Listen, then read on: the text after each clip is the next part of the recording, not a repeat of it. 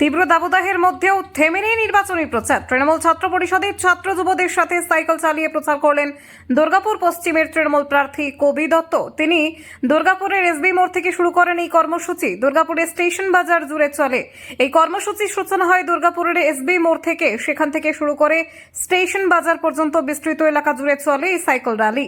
রাস্তা জুড়ে কর্মী সমর্থকদের উপস্থিতি এবং স্লোগান চলে। প্রার্থী কবি দত্ত জানান, সকাল থেকে আমরা পদযাত্রা করেছিলাম, মানুষের সঙ্গে সরাসরি কথা বলার চেষ্টা করেছি।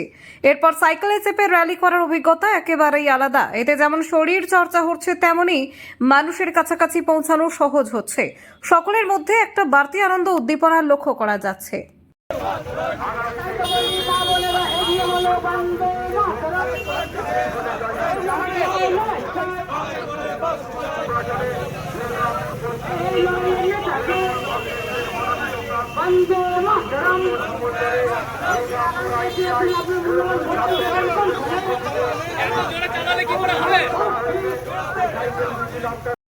এই তো শুরু করলাম, উপভোগ করব।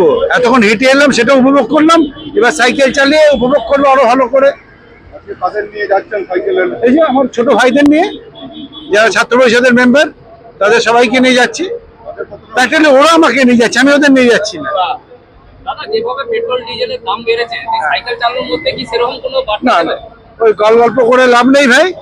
একদম সাধারণ লোক, তাই তো আমরা সাধারণ লোক। আমরা ভাই এটা একটা নিজেদের প্রচারের জন্য আমরা বেরিয়েছি। কি একটু ভুল বললাম কি অনুভব? হ্যাঁ, ও তো হ্যাঁ, আমার নেতা আছে পাশে না, ও আমাকে শিখিয়ে দিল যে সাইকেল রাইডটা ভালো হবে, ওই জন্য আমি চাচ্ছি।